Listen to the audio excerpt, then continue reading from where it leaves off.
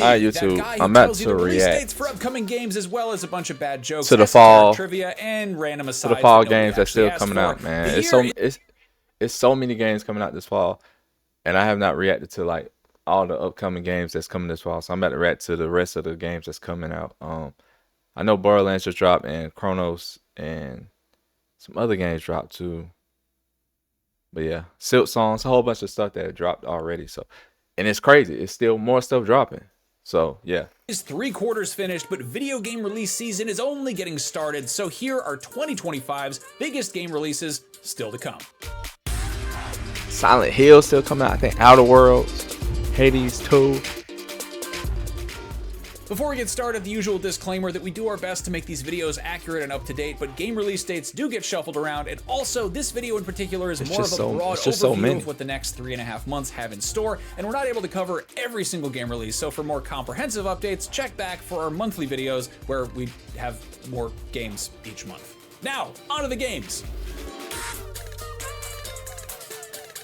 Skate. I'm really excited for Silent Hill, y'all. On September 16th, Skate hits early access, and in case you Skate, haven't been keeping track, this is the long-awaited new installment in EA's beloved open-world skateboarding series, which is now live service and free to play. Put the game and that you're most excited for in the everything comments. else I've heard about this game is kind of great. I'm told it plays like a cross between Spider-Man This and fall. Forza Horizon, Only except this fall. with skateboards. Also, it takes place in a 2025. fictional city called San Vansterdam that I'm guessing is a cross between San Francisco, Vancouver, and Amsterdam, which I'm guessing is 720 and 420 and friendly. winter. Sounds lit, fellow kids. You can blaze some pop shove-its and dank fakies on PC, all the PlayStations, and all the Xboxes currently on the market. If you'd prefer an open world game with lots of acrobatics where everyone is considerably less chill and probably trying to eat your face, Dying Light the Beast. I'm not that excited for the Beast. I don't know. Dying Light, I have lost interest in Dying Light. It's a great game though. Hits PC, PS5, and Xbox Series on the 19th, which turns you loose in a zombie apocalypse that you can traverse with the series' trademark freestyle walking, or as the French like to call it, le parkour. If you just want some effing peace and quiet, well, there's also Silent Hill F. Though I have a hunch that between the somber and suspenseful stretches, you will inevitably encounter some horrible things making loud noises, which you may respond to by making some loud noises yourself. What the F is the F for? You can F out for yourself on Xbox Series F and F, PS5, and PC on the 25th. That very same day, we're finally getting Hades 2 version 1.0. This has been in early access on Steam for a while now, but now it is the real deal. And even better, it's coming to consoles, launching as a timed exclusive on Nintendo Switch 1 and 2, with Xbox and PlayStation versions coming at a later, undisclosed date. Also on the 25th is a mascot racer that may very well give Mario Kart a run for its money. Sonic Racing Cross Worlds is coming to Nintendo Switch 2, as well as no racer will ever give Mario Kart their money, run for their money. Everything else, and in addition to Cross Worlds, never. It also supports cross-play and cross-saves, and no shortage of crossovers. The usual Sonic roster is getting a slew of DLC guest characters from other properties like Persona, Minecraft, Like a Dragon, SpongeBob, and Pac-Man, just to name a few. On September 30th, the formerly... My bad, I keep pausing, but right now I'm most excited for just what I've seen so far. I'm just going off what I've seen. Silent Hill. VR exclusive Alien Rogue Incursion gets a conventional non-VR overhaul with the Evolved Edition, which is coming to PS5 and PC. Be forewarned, this is only part one of a two-part story, something that caught players off guard when it first dropped, though it was otherwise received pretty well. Still on the 30th, Final Fantasy Tactics gets a fresh coat of paint with the Ivalice Chronicles. This retools the fan favorite and critically acclaimed 1997 turn-based strategy spin-off of the beloved JRPG series with some modern HD graphics, and quality September of life hasn't even. and full voice acting. It's only September 30th, right? It's only said September 30th. That's so crazy. It's just so many games coming out. It's really ridiculous. That's on everything except Xbox One. Like, gamers are eating right now. That was only September. Yeah, I'm pretty sure he's missed some. October kicks off properly with Ghosts and Monsters Abound, though maybe not quite Ghosts on the 2nd? Bro, gamers are really eating. Like, we are really eating right now. On the 2nd, I feel like it's something for everybody right now. Ghost of Yotei hits PS5, offering more cute animals, scenic glad vistas, GTA and gruesome vengeance in a feudal year. Japanese open world, courtesy of Sucker Punch Studios. This will undoubtedly have some mechanical similarities to Ghost of Tsushima, but if you slept on that one, don't sweat it, because Yotei takes place roughly 400 years after and 1,000 miles away from its predecessor, so you can jump in here and you'll be fine. Originally, that Ghosts and Monsters line made sense because I went from Ghost of Yotei to the new Digimon game, but then at the last minute, Nintendo went and announced that they're remastering Super Mario Galaxy 1 and 2, and those are coming out on October 2nd for Switch 1 and 2. They've got improved resolution, UI, a new music player, and you can opt out of motion controls and just use good old-fashioned sticks and buttons. You can buy those together as a physical edition or individually, digitally, if you so desire. A day later, you can do a Monster Mash. He did the Monster Mash. With some monsters of a digital variety in Digimon Story Time Stranger. This is the first installment in the RPG sub-series in 8 years, which promises an epic story, plenty of creatures to train, and it's rated T for teen because it features a wine-drunk Digimon named Bacchusmon. That's not a joke, that's what it says on the ESRB website. That's coming to PC, PS5, and in the franchise first Xbox Series. Your move, Pokemon. Maybe Monster Ranger can buy you some tall boys. For this video, we are generally skipping re-releases of games that already came.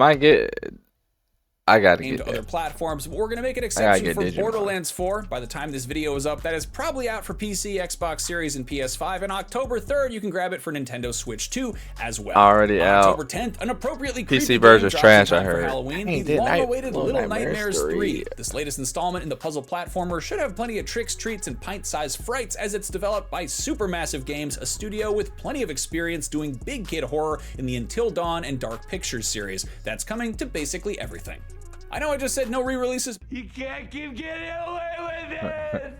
But if you slept on the original Little Nightmares, that's getting an enhanced edition that same day as well for Xbox Series, PS5, Switch 2, and PC. October 10th is also the release of a twee offbeat indie game you might have heard some early buzz about. It's called Battlefield 6, and it follows 4 estranged childhood friends as they team up to renovate a funky old apartment building and learn some valuable lessons about teamwork, personal responsibility, and drywall along the way.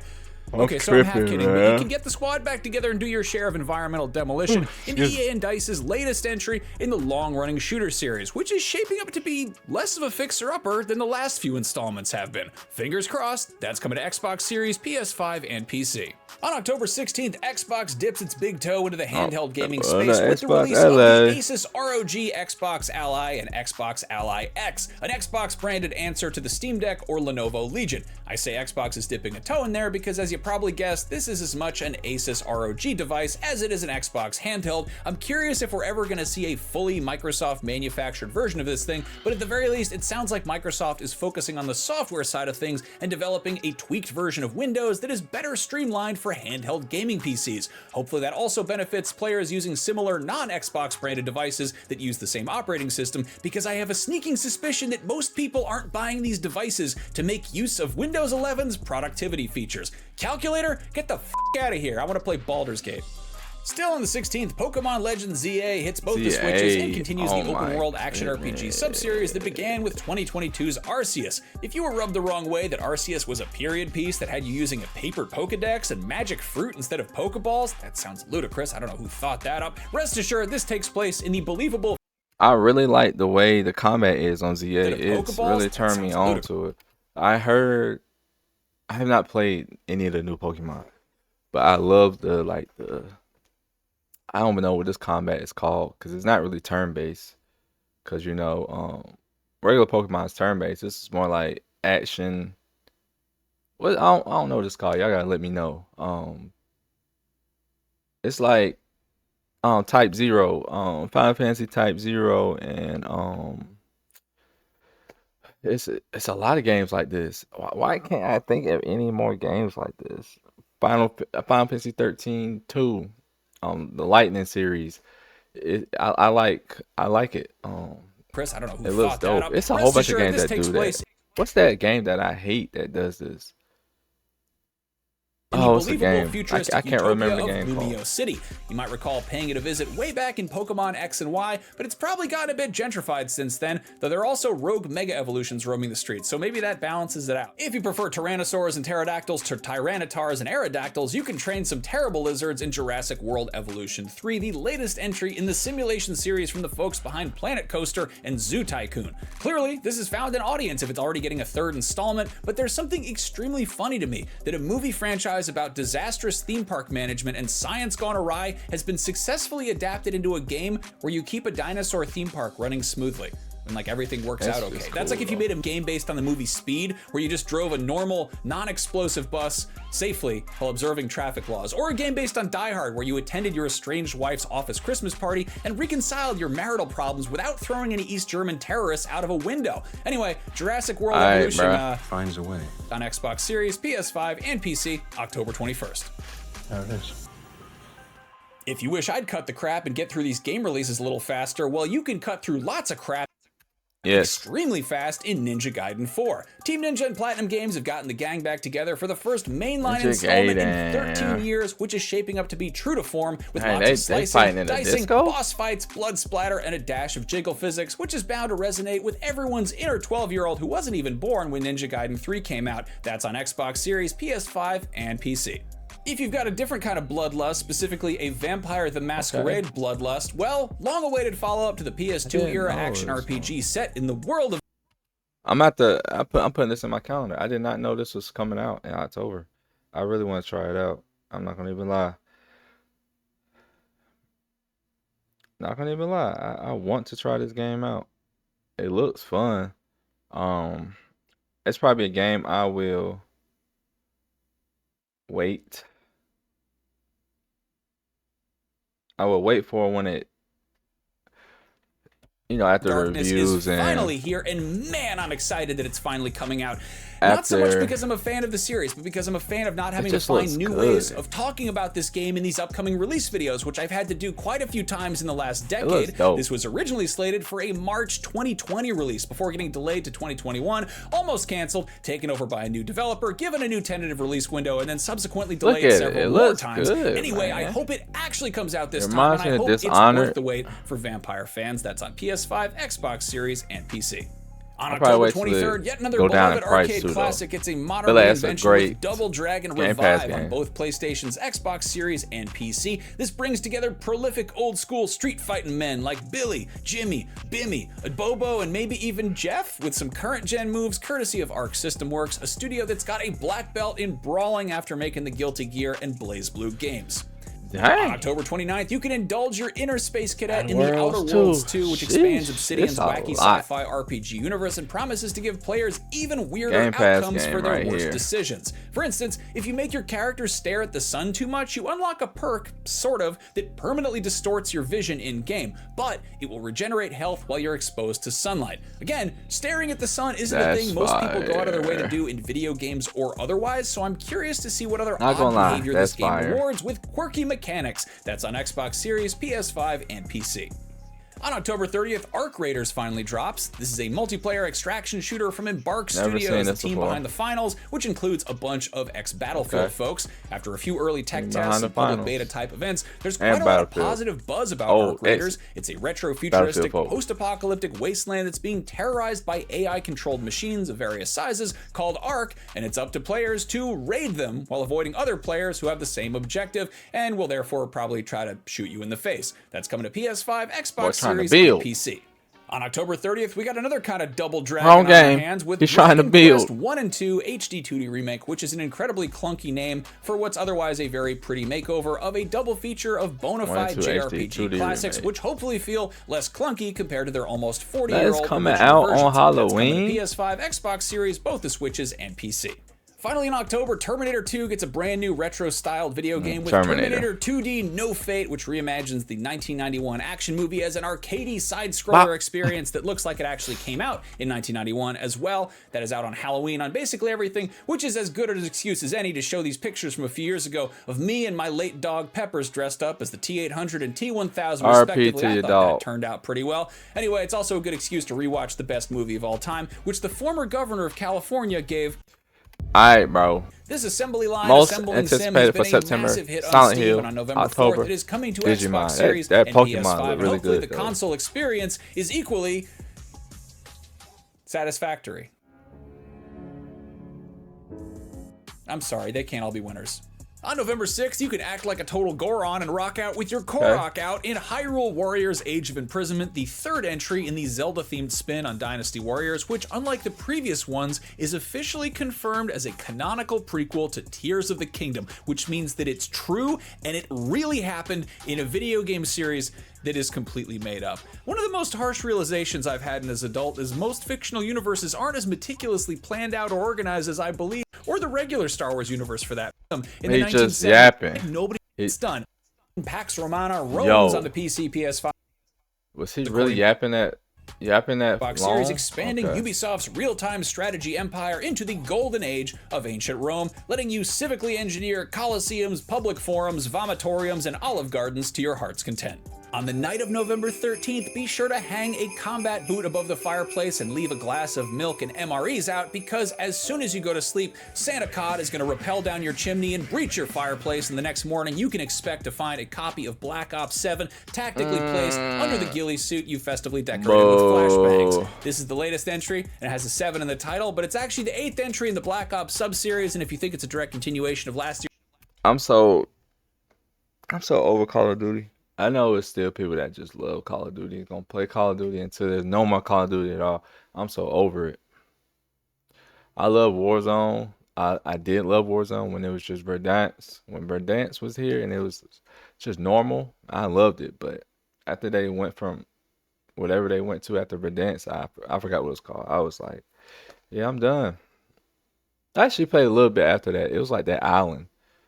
But after that island, I just here's Black so Ops done 6. with Call of Duty. Guess again. The latest campaign is a continuation of Black Ops 2. What about y'all? Y'all which was still released playing in Duty? 2012, but took place in 2025, which is the year that it is right now. But the new game takes place a decade later. Did you get all that? Doesn't matter. Anyway, Black Ops 7 is coming to all the PlayStations, Xboxes, and PC on November 14th. The gigantic dude. On November 15th, where dope. Winds Meet finally makes its way to the West, this is yet another big, epic action RPG rooted in Chinese mythology, but it's doing a couple things to set itself apart. They're saying this it's is focusing co-op, on wuxia, bro. the subgenre of martial arts films that feature people with even more supernatural abilities than your usual martial arts films, such as Ang Lee's Academy Award-winning Why are they playing Teach Me How to Crouching Dougie on Tiger, this? Hidden Dragon. One of the worst things about that movie, which is otherwise very good, is that it is devoid of actual tigers or dragons, presumably because they're crouching and hidden, but where Winds Meet looks to feature a bunch of silly animal stuff. Can you suplex a bear? I think so. Also, it is a 150-hour single-player RPG that's somehow free to play with cosmetic in-game purchases only,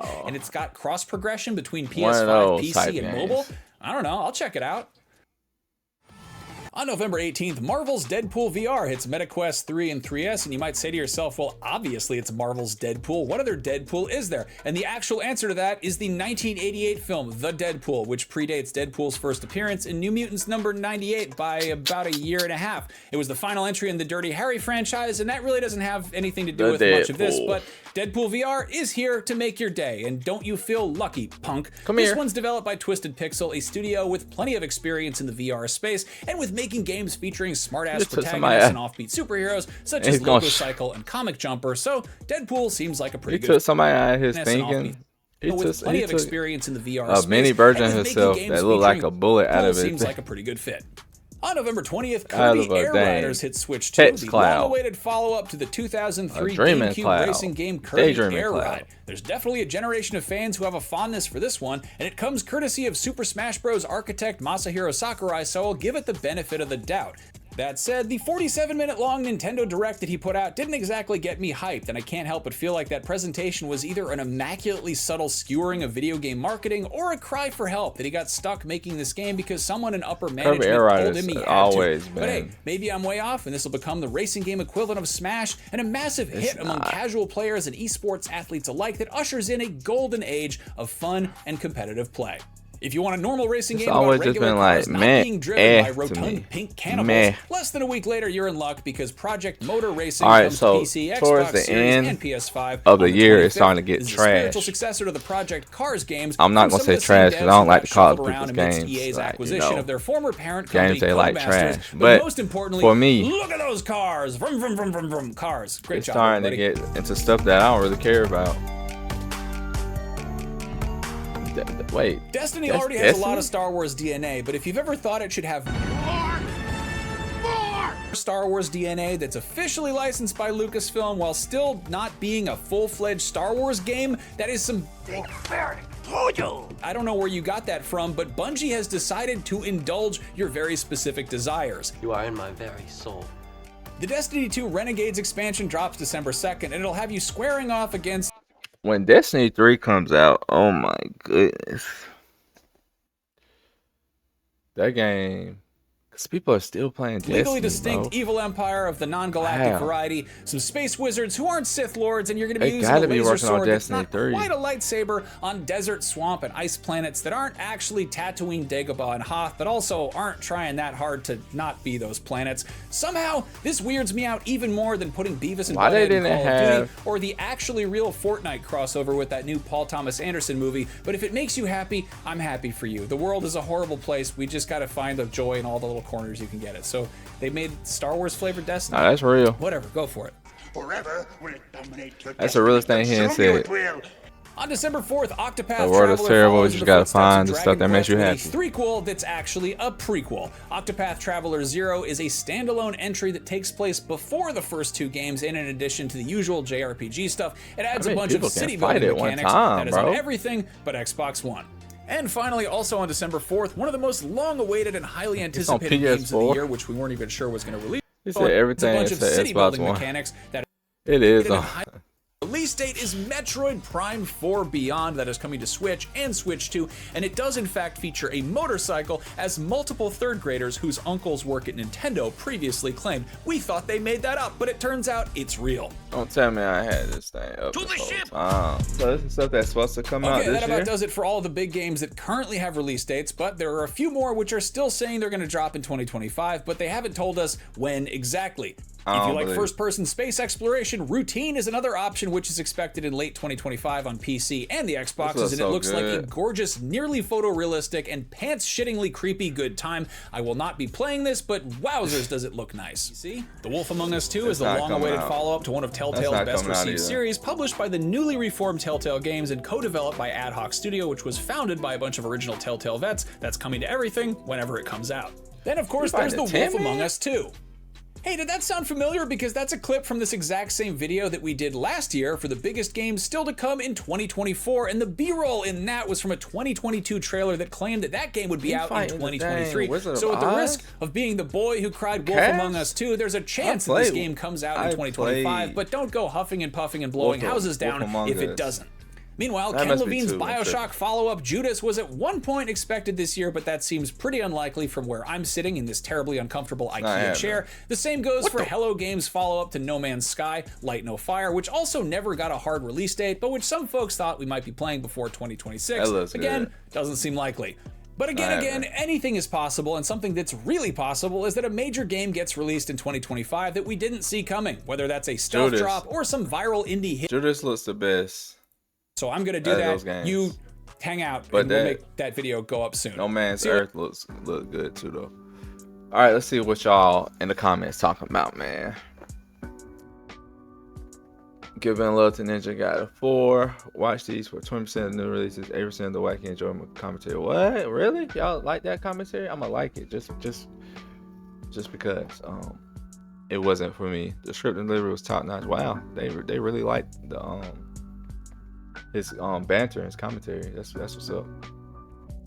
Matthew is a fun dude. I'm glad he's enjoying his job. It's gonna be hard to beat Claire. Yeah, it's not beating Claire. Nothing's beating Claire this year, y'all. That's game of the year, easy. Wait. Yeah. Nothing's beating Claire. Nothing's beating Claire. Silent Hill, Digimon, Vampire, Masquerade.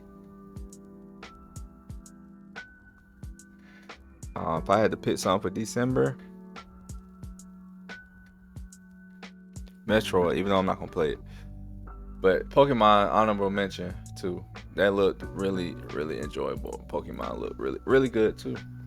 But yeah, man, what's y'all's most anticipated game for the rest of this year, man? Let me know in the comments, man. I'll react to something else. I think I'm about to react to something else. Please like, subscribe, new if y'all did, if y'all are.